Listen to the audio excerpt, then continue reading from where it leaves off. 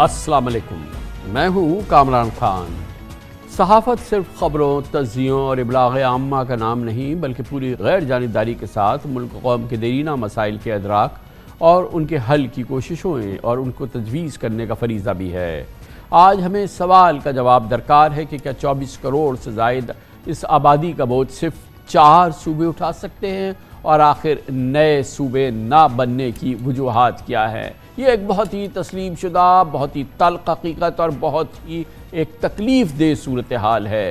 पूरी दुनिया में इंतज़ामी बुनियाद पर नए ज़िले बनते हैं, नए डिवीज़न बनते हैं, हत्ता के नए सूबे भी बनते रहते हैं, और हमारे बगल में, हमारे पड़ोस में ये काम बहुत ही मामूल से हो रहा होता है। पाकिस्तान का आईन का आर्टिकल 239 किसी भी सूबे या इंतज़ामी यूनिट की जोग्राफियाई हदूद में तब्दीली की इजाज़त देता है, जिसके लिए मुताल्लिक़ा सूबे की असम्बली और पार्लियामेंट के दोनों ऐवानों से 2/3 अक्सरियत से मंजूरी लेना ज़रूरी है। अहम बात यह भी है कि मुस्लिम लीग नून, पीपल्स पार्टी और PTI समेत मुल्क की तमाम छोटी बड़ी सियासी जमातें नए सूबों की तश्कील की हिमायत करती हैं।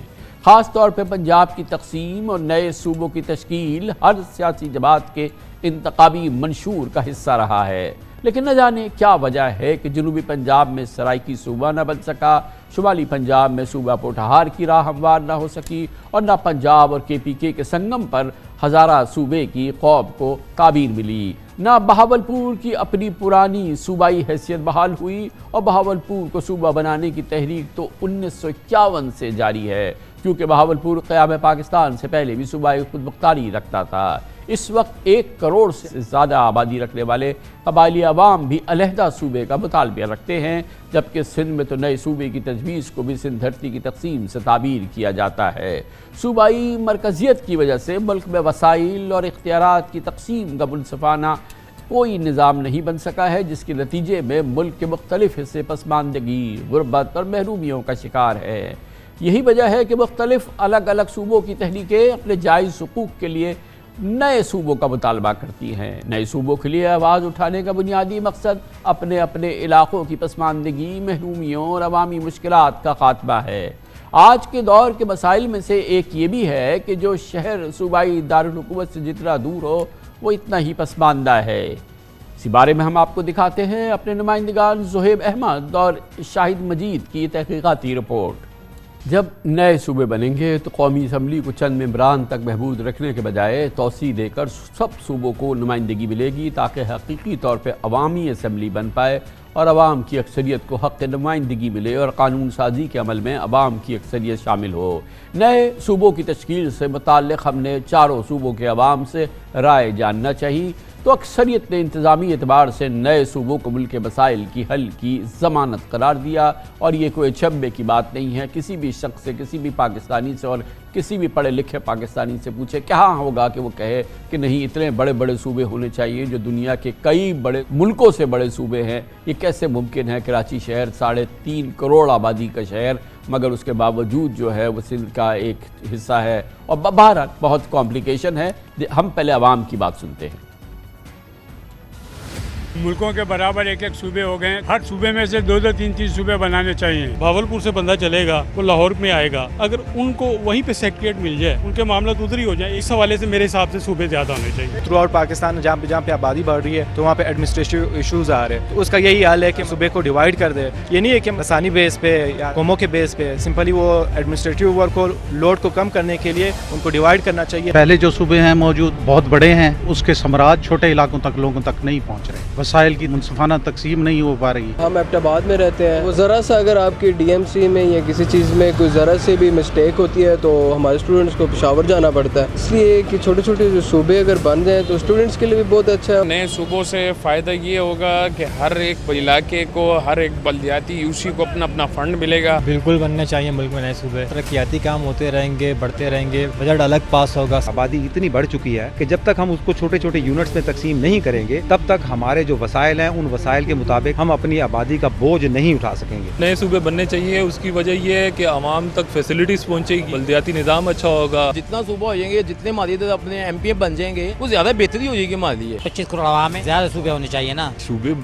کی تعداد میں اضافہ کرنے سے آپ کے جو مسائل ہیں وہ تو کم نہیں ہو جائیں گے. یہ تو آپ کی پہلے معیشت ہے, اس کے اوپر ایک اور بوجھ ہوگا. پاکستان کے اندر ایڈمنسٹریٹو صوبوں کی ہم حمایت میں ہیں. چھوٹے صوبے ہوں گے, اس میں میرٹ پہ بھرتیاں ہوں گی, کوٹا سسٹم نہیں ہوگا. آپ چائنا کو دیکھیں, امریکہ کو دیکھیں, وقت کی بہت زیادہ ضرورت ہے کہ نئے صوبے بننے چاہیے. بلوچستان یا جو آپ کے واسٹ ایریاز ہیں, ان کے ایڈمنسٹریشن حوالے سے بالکل میں اس کے حق میں ہوں کہ بڑھنے چاہیے. اگر آپ اپنے اسپین آف کنٹرول کو زیادہ مضبوط کرنے کی کوشش کریں تو میرے خیال سے صوبے بڑھانے کی ضرورت نہیں. صوبوں کا جو NFC ایوارڈ ہے وہ اپنے اپنے صوبوں کو جس وقت ملے گا تو عام آدمی کی زندگی بہتر ہوگی, ایڈمنسٹریشن کی آسانی ہوگی. ہمیں چھوٹے چھوٹے یونٹس بہت سارے بنانے چاہیے, کیونکہ ہمارے کام یہاں پہ ڈیولپمنٹ کا کام, انڈسٹری کا کام کوئی بھی نہیں ہوتا. اپر پنجاب جو ہے وہ بجٹ لے جاتے ہیں. سولن تو بڑھنی چاہیے, اپرچونیٹیز کریٹ ہو سکتی ہیں. صوبے زیادہ ہوں گے تو اس کی ایڈمنسٹریشن جو ہے وہ بہتر طریقے سے آئی جائے گی. ابھی سارا فوکس جو ہے ہمارا مین سٹیز پہ ہوتا ہے. صوبے جتنے زیادہ ہوں گے ملک اتنی زیادہ ترقی کرے گا. تو یہی سنبھالنا مشکل ہو رہا ہے. نئے صوبوں کا قیام کر کے کیا کرے گا بندہ؟ نئے صوبے کے قیام سے ایک تو یہ کہ ہر کسی کو جو ہے وسائل کی فراہمی جو ہے یقینی بنے گی. وہ حل نہیں ہے صوبے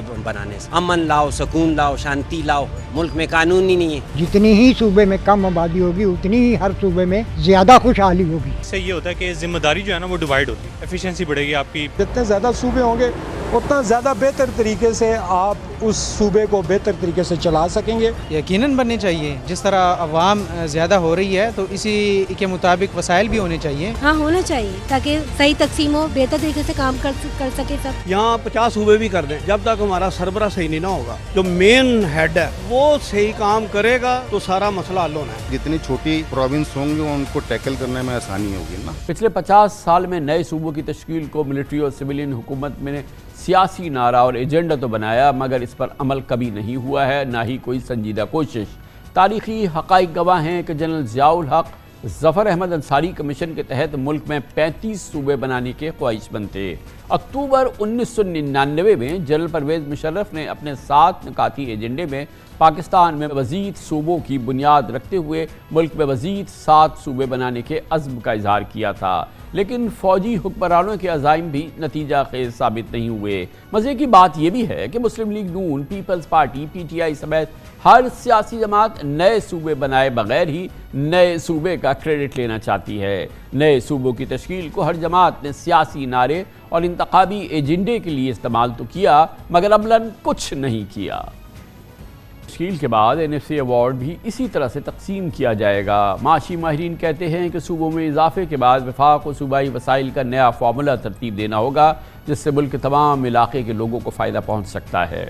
پاکستان کا جو انتظامی نظام ہے یہ تو بہت ہی فرسودہ ہے, انگریزوں کے بنایا ہوا ہے. ہونا چاہیے تو ڈیولوشن جسے کہتے ہیں, ڈی سینٹرلائزیشن جسے کہتے ہیں, یہ بہت ضروری ہے. ہر طرح سے ہر صورت میں کئی صوبے ہونے چاہیے. کم از کم خیبر پختونخوا میں 3 یا 4 بڑے یونٹس ہونے چاہیے. بلوچستان میں آپ آ جائیں, وہاں پہ ایک پشتون علاقہ ہے, قلعہ سیف اللہ, اور یہ اوپر نارتھ کی طرف وہ ایک ہو سکتا ہے. مکران کا ایک الگ صوبہ بنتا ہے. سندھ میں کئی 2, 3, 4 آپ آرام سے بنا سکتے ہیں. اگر ہم جمہوریت میں واقعی یقین کرتے ہیں تو میں تو کہوں گا جمہوریت اس لیول پہ ہونی چاہیے جہاں لوکل گورنمنٹ بہت میسر ہو اور بہتر چل رہی ہو, لوکل گورنمنٹ با اختیار ہو. اور اس کے لیے اگر ہمیں مزید صوبے بنانے چاہیے تو اس میں بہت جلد کرنی چاہیے, یہ دیر نہیں لگانی چاہیے. پاکستان میں پروونسز کے نمبر کو بڑھانے کی جو سوچ ہے وہ اس لیے ہے کہ ایک تو جغرافیکل سکیل اور ایک پاپولیشن کا جو پریشر ہے. یہ سوچا جاتا ہے کہ ملتان اگر 300 کلومیٹر دور ہے لاہور سے, کیسے اس کو بہترین چلایا جا سکے. اسی طرح سندھ کے کئی شہر جو ہیں وہ کراچی سے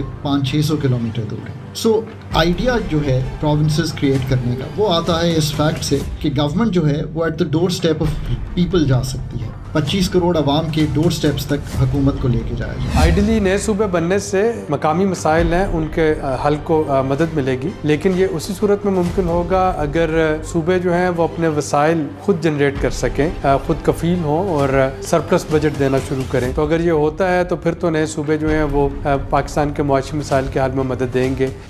بہت ہی مضبوط رائے آپ نے سنی، اور اگر ہم چاروں صوبوں کے باہمی توازن کی بات کریں تو پنجاب دیگر 3 صوبوں پر سبقت لے جاتا ہے۔ ایک تلخ حقیقت ہے کہ قیام پاکستان سے آج تک پنجاب کے مبینہ استحصالی رویے سے چھوٹے صوبوں کو شکایت رہی ہے۔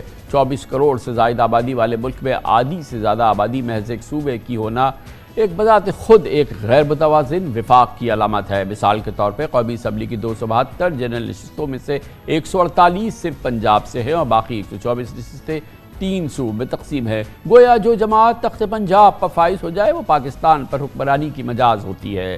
حیران کن طور پہ دنیا میں صرف 10 ممالک ایسے ہیں جن کی آبادی ہمارے پنجاب سے زیادہ ہے۔ اگر پنجاب کی آبادی کے اعتبار سے ملک کو تصور کر لیا جائے تو یہ چین، بھارت، امریکہ، انڈونیشیا، پاکستان، برازیل، نائجیریا اور بنگلہ دیش، روس اور میکسیکو کے بعد دنیا کا 11واں بڑا ملک ہوگا۔ پوری دنیا صوبوں میں اضافے کے حوالے سے کس طرز عمل کو اپنا رہی ہے یہ بھی ہم آپ کو دکھاتے ہیں۔ بے شک بھارت سمیت کئی ممالک میں بڑے صوبوں کے چھوٹے انتظامی یونٹ میں تبدیل کر کے نہ صرف سرکاری مشینری کو کارکردگی بہتر بنانے میں مدد ملی ہے بلکہ سرکاری اخراجات میں کمی ہوئی ہے اور صوبے بڑھانے کا بھارت میں بہت شاندار رہا ہے تجربہ۔ بھارت میں نئے صوبوں کے لیے الگ سے کمیشن بنایا گیا تھا جو مستقل طور پہ کام کرتا رہتا ہے۔ پچھلے 50 برسوں کے دوران بھارت میں کئی نئے صوبے بنے ہیں، لسانی بنیاد پر کئی صوبے بنتے ہیں اور انتظامی بنیاد پر بھی یہ کام ہو رہا ہے۔ 1966 میں بھارتی پنجاب کو قانون سازی کر کے 3 صوبوں میں تقسیم کیا گیا تھا۔ ایک صوبے کا نام پنجاب ہی رہا، دوسرے صوبے کا نام ہریانہ اور تیسرے صوبے کا نام ہماچل پردیش رکھا گیا، جبکہ مشرقی پنجاب کے اہم ترین کاروباری مرکز چندی گڑھ کو وفاق کے زیر انتظام کر دیا گیا۔ بہت ہی ایک شاندار تجربہ رہا ہے بھارت میں، لیکن پاکستان کی ترقی ناممکن ہے 4 صوبوں میں اگر ہم اپنے اختیارات کو اور وسائل کو محیط کرنے کی کوشش کریں گے اور اسے پھیلائیں گے نہیں، صوبوں کو تقسیم نہیں کریں گے، چاہے ہمیں انتظامی بنیاد پر ان کو تقسیم کرنا پڑے اور ایسے یونٹ بنانے پڑے جو کہ کام کرنے کے لیے خود مختار ہوں اور ان کے پاس اپنے وسائل ہوں اور عوام سے ان کا اس علاقے کی عوام سے ان کا براہ راست تعلق ہو اور وہیں سے وہ ان کو اختیار ملے اور وہیں سے ان کو قوت اور عوامی قوت اور جمہوری قوت ہے۔ کمرشل بریک کے بعد ہم آپ کو بتائیں گے کہ کیسے اس بحران کا حل ڈھونڈ سکتے ہیں، اس قومی ناسور کا علاج کیا ہے کہ پاکستان صرف 4 صوبوں میں تقسیم نہ ہو بلکہ اسے چھوٹے انتظامی صوبوں میں تقسیم کر دیا جائے، ایڈمنسٹریٹو بنیاد پر یہاں پر تقسیم ہو اور پھر اختیارات اور وسائل کی تقسیم ہو اور عوام کو اپنا حق مل سکے ان کے دروازے پر۔ یہ بہت اہم معاملہ ہے، پاکستان کو آگے بڑھنا ہے، ترقی دینی ہے تو 4 صوبوں کو تقسیم کرنا ہوگا اور ہر لحاظ سے اس کی تقسیم جو ہے وہ پاکستان کی ترقی کے لیے راستہ ہموار کرے گا۔ اور اس کے لیے ہم راستہ کیا ہوگا اور اس کا ایک روڈ میپ کیا ہوگا، اس مسئلے کا حل کیا ہوگا، یہ سب آپ کے سامنے رکھیں گے، ماہرین سے بات کریں گے چھوٹے سے وقفے کے بعد۔ کلیدی موضوع ہے، اس کی پوری تفصیلات، اس کی پوری تحقیقات ہم اس پروگرام میں مسلسل آپ کے سامنے پیش کرتے رہے ہیں۔ اب مسئلے کا حل ڈھونڈنے کی کوشش کرتے ہیں، اس رخ پہ چلنے کی کوشش کرتے ہیں جس کی بات تو پاکستان کی تمام سیاسی جماعتیں، تمام فوجی حکمران کرتے رہے مگر عمل کرنے کی کسی کے پاس ہمت نہیں ہوئی، جرت نہیں ہوئی یا سخت نہیں تھی۔ یہ تمام معاملات کیسے حل کیے جا سکتے ہیں، اس کے لیے ہمارے ساتھ موجود ہیں پاکستان کے 2 بہت ہی جید تجربہ کار ترین صحافی، ساری زندگی پاکستان کا مطالعہ کیا ہے، مبصر رہے ہیں، تجزیہ کیا ہے، تمام ادوار کا بہت قریبی جائزہ لیا ہے۔ ہمارے ساتھ موجود ہیں محترم مجیب الرحمان شامی، پاکستان کے سینئر ترین صحافی، ایڈیٹر، محترم محمود شام صاحب، پاکستان کے بہت ہی ممتاز سینئر صحافی، طویل عرصے تک پاکستان کے مختلف روزناموں کے خاص طور پر روزنامہ جنگ کے ایڈیٹر رہے، اور جناب احمد بلال محبوب جو ایگزیکٹو ڈائریکٹر ہیں پل ڈاٹ کے، پارلیمانی جمہوریت پہ بڑی قریبی نگاہ رہتی ہے پل ڈاٹ کی۔ بہت بہت شکریہ آپ حضرات کا۔ شامی صاحب آپ فرمائیے گا کہ آپ ساری زندگی آپ سنتے آئے ہیں پاکستان تو آگے بڑھ ہی نہیں سکتا بنا اس پاکستان میں صوبوں کی تقسیم کے، اور کیا اب ہم یہ کہہ سکتے ہیں کہ اب بھی ہمارا وجود، ہماری ترقی، ہم بہت آسانی سے لوگوں کو ان کے دروازے پہ ان کے مسائل کا حل پہنچائے، ہماری یہاں معاشرتی ترقی ہو، ہماری معاشی ترقی ہو، ہم سیاسی طور پہ مستحکم ہوں اور 4 صوبے ہی رہیں، کیا یہ ممکن ہے؟ کامران خان صاحب بہت شکریہ، بڑا اہم موضوع ہے جس کو آپ نے چھیڑا ہے۔ دیکھیں بنیادی بات یہ ہے کہ پاکستان میں کبھی اختیارات جو ہیں وہ نچلی سطح تک منتقل نہیں ہوئے. گویا تحصیل لیول پر، ضلع لیول پر، ڈویژن لیول پر لوگوں کو موقع نہیں ملا کہ وہ اپنے معاملات خود طے کر لیں، تعلیم کے، صحت کے، صفائی کے. تو یہ پاکستان میں یہ جو صورتحال پیدا ہوئی ہے، اب اس کے نتائج بھی ہم دیکھ رہے ہیں کہ ایک طرف وفاقی ڈھانچہ ہے اور دوسری طرف صوبائی ڈھانچہ ہے، اور جو لوگ صوبوں کے صدر مقام پہ رہتے ہیں اختیارات انہوں نے اپنے اندر مرتکز کر رکھے ہیں، یا پھر جو اسلام آباد میں رہتے ہیں وہ ان سے استفادہ کر رہے ہیں. مگر مسئلہ یہ ہے کہ جب پاکستان قائم ہوا ہے تو اس وقت مشرقی بنگال جو تھا وہ آبادی کے اعتبار سے سب سے بڑا صوبہ تھا، اور باقی مغربی پاکستان یا مغربی صوبوں کے مقابلے میں اس کی آبادی زیادہ تھی. اس کا حل یہ ڈھونڈا گیا ہمارے آئین سازوں نے کہ انہوں نے مغربی پاکستان میں صوبے ختم کر کے ایک یونٹ قائم کر دیا، ایک وحدت قائم کر دی مغربی پاکستان کی، اور مشرقی پاکستان اور مغربی پاکستان کو برابر کے حقوق اور برابر کی نمائندگی میسر آ گئی. جب پھر ون یونٹ ایک فوجی حکمران نے توڑا ہے تو پھر اس نے ملک کو، مغربی حصے کو 4 صوبوں میں تقسیم کر دیا، جبکہ اس سے پہلے مغربی صوبہ کئی انتظامی یونٹس میں تقسیم تھا. اس میں ریاستیں جو تھیں ان کی الگ حیثیت بھی موجود تھی. اب مسئلہ یہ ہے کہ جو ہم نے دستور بنایا ہے اس نے صوبہ سازی کا عمل بہت پیچیدہ کر دیا ہے. ایک پہلے تو آپ کو صوبائی اسمبلی سے قرارداد منظور کرانی پڑے گی، اور جہاں تک مجھے یاد پڑتا ہے اس کے لیے بھی 2/3 اکثریت کی ضرورت ہے. پھر قومی اسمبلی کی 2/3 اکثریت کی ضرورت ہے. پھر سینٹ کی 2/3 اکثریت کی ضرورت ہے. اس کے بعد کوئی نیا صوبہ آپ بنا سکیں گے. جبکہ انڈیا میں یہ لوک سبھا کی سادہ اکثریت سے نیا صوبہ بنا دیا جاتا ہے، اور کانگریس کے منشور میں یہ بات طے تھی کہ لسانی بنیاد پر وہاں صوبے تخلیق ہوں گے. اس لیے زیادہ تر صوبے وہاں لسانی بنیاد پر تقسیم کیے گئے ہیں. اور پنجاب کو بھی جو تقسیم کیا گیا ہے تو اس میں بھی پنجاب میں 3 زبانیں، یعنی پنجابی بھی اور ہریانوی بھی اور پھر ایک پہاڑی بھی، 3 زبانیں ان کو تسلیم کر لیا گیا. اگرچہ وہ ایک دوسرے کے بہت قریب ہیں لیکن ان کو ایک الگ الگ زبان بنا لیا گیا. مگر اب پاکستان میں صوبہ بنانے کا عمل بہت پیچیدہ ہے. اس کے لیے وسیع تر اتفاق رائے چاہیے سیاسی جماعتوں کے درمیان. جی اب جو ہو نہیں پا رہا. جو پس منظر پہلے جنرل ضیاء الحق کے دور میں جی فرمائیے شامل صاحب. کوشش ہوئی لیکن انہوں نے ہاتھ اٹھا لیا. انصاری کمیشن کی رپورٹ پر وہ عمل نہیں کر سکے. پھر جنرل پرویز مشرف کے دور میں یہ تجربہ ہوا. اس میں ڈسٹرکٹ کونسل لیول پر بڑی جو عوامی نمائندے تو ان کو امپاور کر دیا گیا، اور ضلعی کونسلوں کے اختیارات میں بہت اضافہ کر دیا گیا، اور جو ضلع اور شہر کے بڑے شہر ہیں ان کے ناظم جو تھے ان کے اختیارات میں بھی بہت اضافہ کر دیا گیا. وہ ایک اچھی اسکیم تھی کہ اس میں صوبے برقرار رہتے تھے لیکن اختیارات نچلی سطح تک تقسیم ہو جاتے تھے. مگر ہمارے سیاستدانوں نے اس کو بھی قبول نہیں کیا. جب صوبائی حکومتیں قائم ہوئیں پرویز مشرف صاحب کے دور میں ہی تو انہوں نے اس اسکیم کو سبوتاش کر دیا، اور وہ ادارے جو تھے وہ بے بس ہو کر رہ گئے.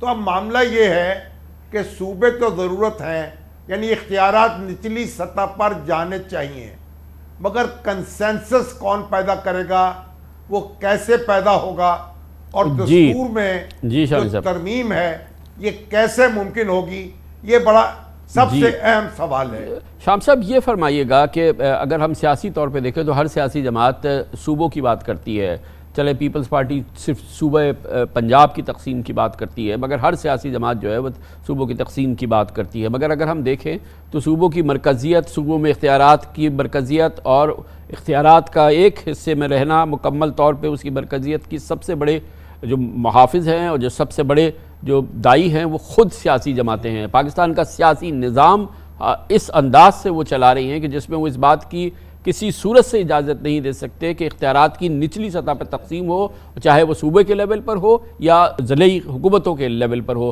تو یہ تو کبھی ممکن ہی نہیں ہوگا، کیونکہ یہ سیاسی جماعتیں خود سب سے بڑی محافظ ہیں اس مرکزیت کی اختیارات کی۔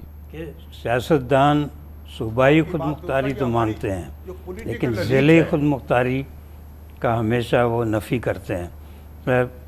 سب سے زیادہ آج تک جو ہوا ہے کہ بلدیاتی انتخابات فوجی حکومتوں نے کروائے ہیں، صوبائی سیاسی حکومتوں نے سپریم کورٹ کے دباؤ میں آ کر تو کروائے، ویسے ان کا کوئی ارادہ نہیں ہوتا۔ ابھی شامی صاحب جو جنرل مشرف کی مثال دے رہے تھے، اس وقت بھی جب ان کے 2002 میں قومی اسمبلی کے انتخابات ہو گئے تو ہمیں یاد ہے کہ 150 ارکان قومی اسمبلی نے ڈیولیوشن آف پاور کے خلاف ایک قرارداد کی کہ یہ ان کے اختیارات کم کیے جائیں۔ تو یہ نئے صوبوں کا جو مسئلہ ہے بالکل انتظامی طور پر ناگزیر ہے کہ آپ جیسے جیسے آبادی بڑھ رہی ہے تو آپ کو زیادہ انتظامی یونٹ بنانے پڑیں گے۔ تو ہمارے ہاں ایک پس منظر ایسا ہے کہ اس کے لیے ایموشنلزم، جذباتیت پیدا کر دی جاتی ہے، لسانی اعتبار سے، نسلی اعتبار سے، پھر ماضی کا حوالہ دیا جاتا ہے کہ ہماری روایات ختم ہو جائیں گی اس طرح سے۔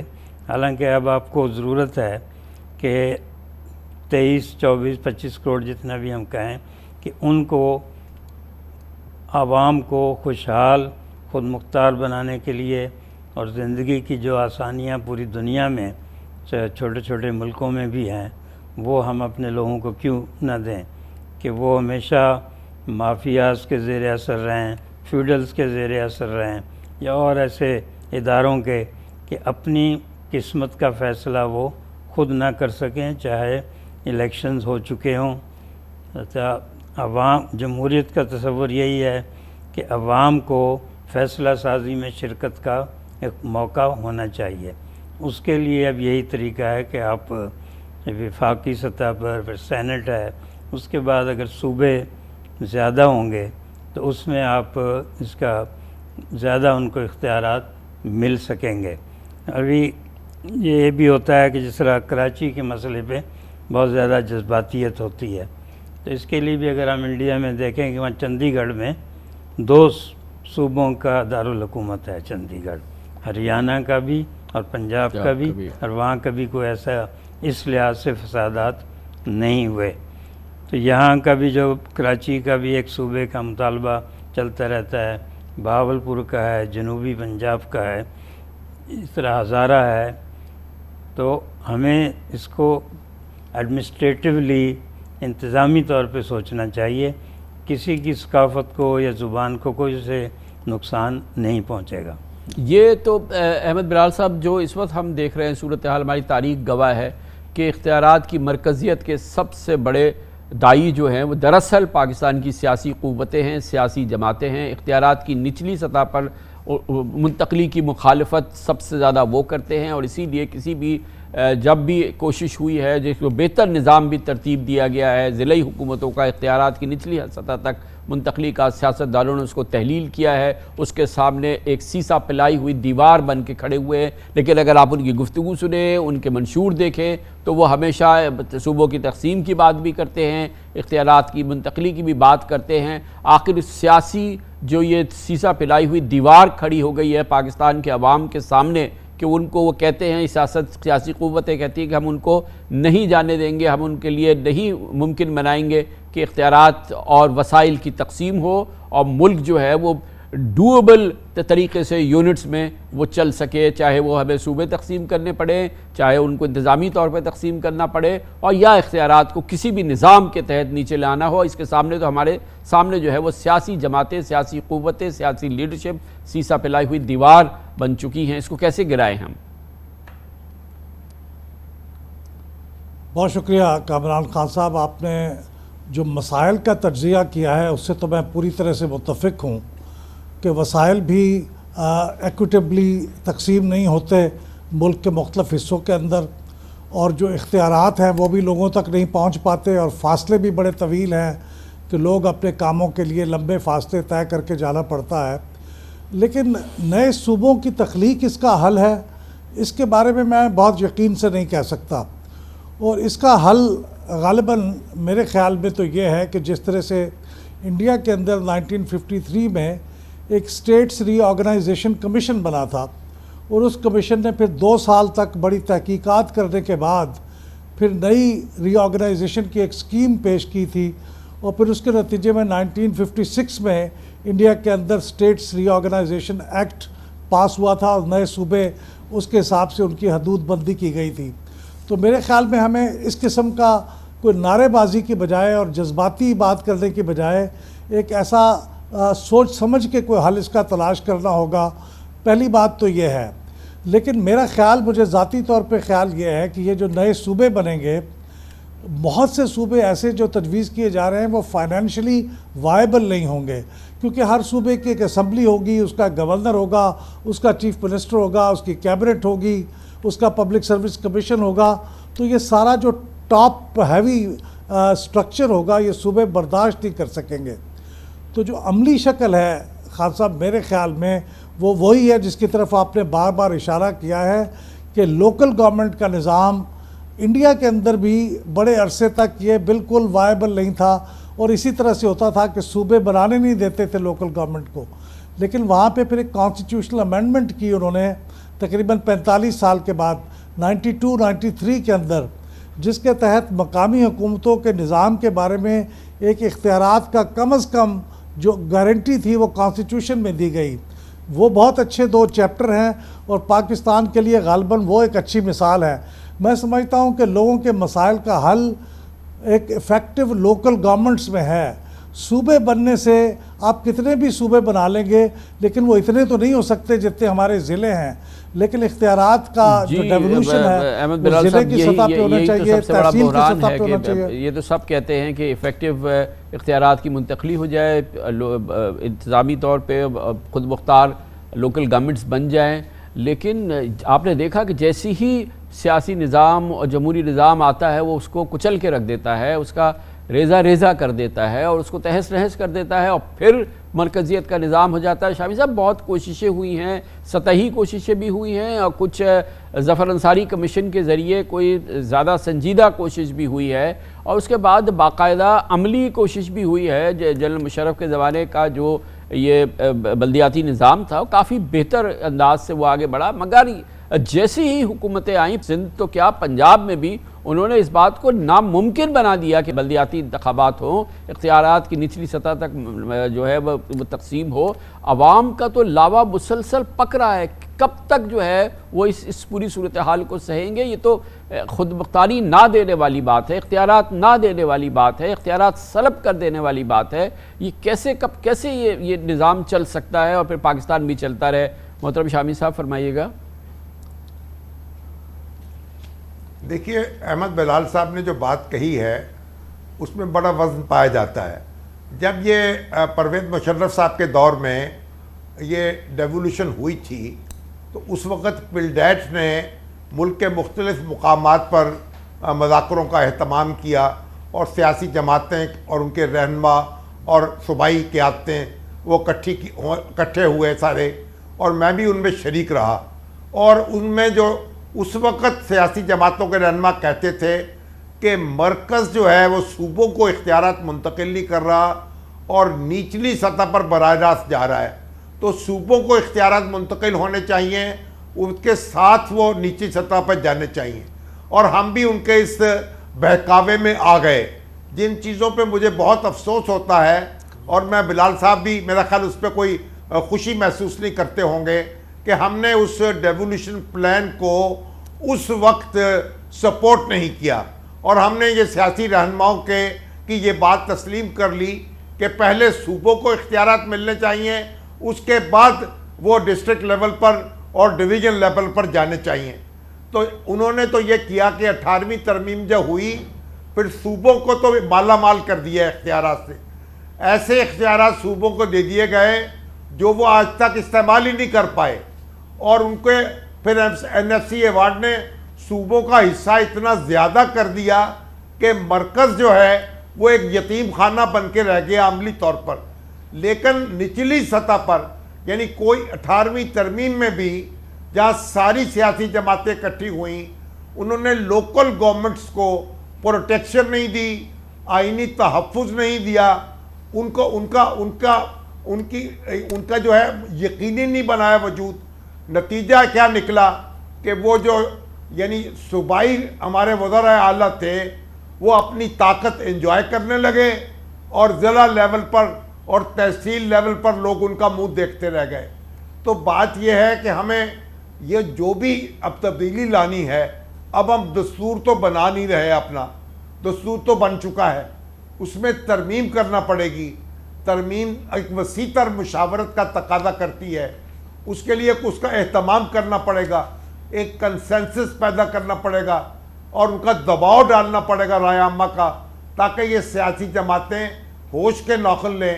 کیونکہ یہ راستہ جو ہے, معاملہ تو بالکل درست ہے, نچلی سطح تک اختیارات کی تقسیم ہونی چاہیے تاکہ لوگ جو ہیں وہ ہر وقت لاہور کی طرف, کراچی کی طرف, پشاور کی طرف یا کوئٹہ کی طرف نہ دیکھتے رہیں, اپنے مسئلے حل کر سکیں. لیکن یہ بلی کے گلے میں یہ گھنٹی کیسے باندھنی ہے اور کس نے باندھنی ہے, یہ غور طلب بات ہے. احمد بلال صاحب یہ بتائیے کہ پوری دنیا نے ان مسائل کا حل دیکھا ہے, انہوں نے تقسیم کیا ہے بڑے شہروں کو, بڑے علاقوں کو, اور ان کو انتظامی طور پہ وائبل بنایا ہے, فعال بنایا ہے, اور لوگوں کو ان کے اختیارات کے حوالے سے کہیں جانا نہیں پڑتا, ان کے دروازے پہ وہ اختیارات ملتے ہیں, اور جو دینے والے ہیں وہ خود مختار ہیں, وہ مالی طور پہ خود مختار ہوتے ہیں, اختیارات کے لحاظ سے ہوتے ہیں. جیسے کہ ابھی بات ہوئی ہے, دراصل مسئلہ صرف یہ ہے صوبوں کے پیچھے کہ وہ چاہتے ہیں کہ ٹھیکے دینے اور خریداری کی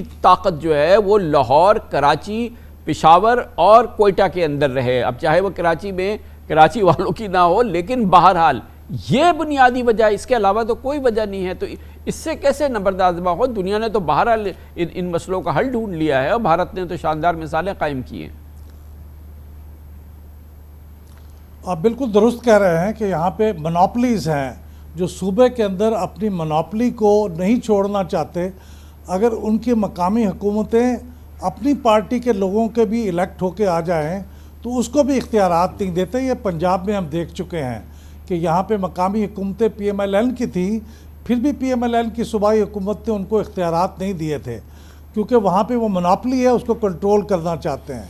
تو اس کا دیکھیے جو بھی حل ہم نکالنا چاہیں گے اس میں آئینی ترمیم کرنے کی ضرورت پڑے گی, اور مقامی حکومتوں کو آئین کے ذریعے سے گارنٹیڈ ہوں کچھ اختیارات اور مالی وسائل. یہ انڈیا کے اندر ہو چکا ہے.